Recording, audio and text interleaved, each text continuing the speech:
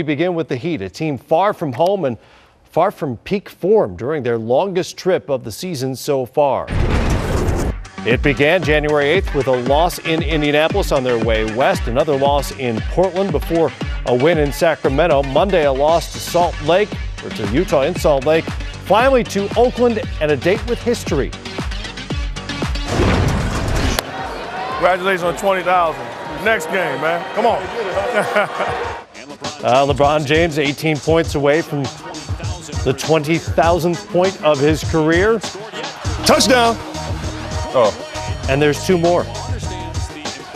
Long sports, yeah, but you know, him and Dwayne Wade, when they get on that long lob, full court pass, it just reminds me of a quarterback to a receiver. Big night of milestones. That was the 5,000th career assist for the King as he found Wade. Show me something. I paid much money. There's two more. Miami up by 6. James, the three-pointer. 13 in the first quarter, 5 away from 20K. James. He didn't hear Mark Jackson just say, wait till next game? No, he didn't. Oh, okay. He didn't listen to it. He may have heard it. James working on David Lee, the crossover to set up the jumper from the paint. And he is the youngest ever to reach 20,000 career points with that bucket.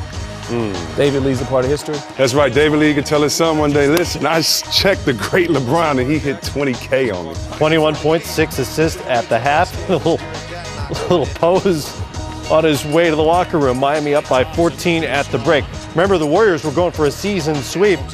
They beat Miami on South Beach, but this is more like the champs we saw last year. Fast break, they killed them there. It seemed like they worked out whatever kinks, whatever problems they had in Utah, quickly resolved. Forcing a bunch of turnovers, getting out and running, and they dominated the game. Well, they needed to, and in Utah, they couldn't rebound, and this with a smaller team in Golden State, they were able to get the rebounds, and when they get the rebounds, that means fast break because you can't stop them. Fast break points 22-5 in favor of the Heat, who forced 21 turnovers on the game.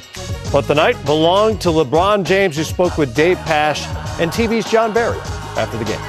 I've always loved the success of my teammates ever since I was growing up. And, you know, for me to be able to pass the ball and to see my teammates score and feel good about, you know, the shots that they're making, you know, we all feel good about it. So, you know, 20,000 points is big time. You know, I know the list is small, and I'm humbled by it, but also 5,000 assists means a lot as well because I've had some really good teammates over the years, and, you know, I appreciate every last one of them. So not only is LeBron James the youngest to ever score 20,000 points in the NBA, he got to 20,000 points, 5,000 rebounds, and 5,000 assists in the second fewest games of any NBA player.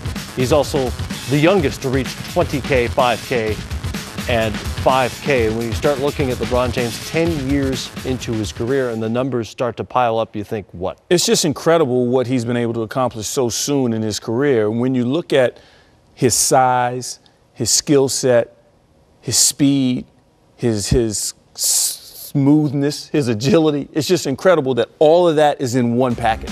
Yeah, when I look at that list of other players, Oscar Robertson, you think about his triple-double type season, you think of Michael Jordan, his scoring.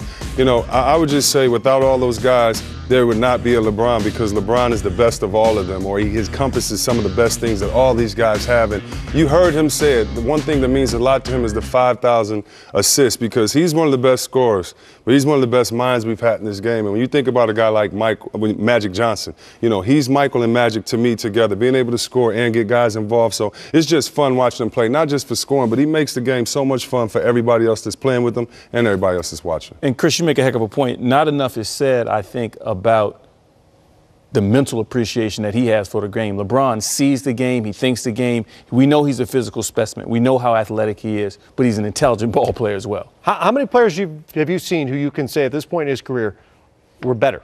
I don't know. I mean, I've seen Jordan and Kobe. Those guys are great. I played with them. A big man, I really can't put them in that. But I will say this, no player, I believe, has ever come in under the pressure of the NBA, made $100 million before they played from a Nike contract, had the pressure, what if, and then answered it like he did. He had more pressure than most guys their whole career the year before he came in the NBA. He's exceeded the hype, if that is at all possible. If that's possible, yeah. By the way, the Heat are now 2-3 on their road trip. They'll wrap it up at Staples Center against the Lakers Thursday night on TNT.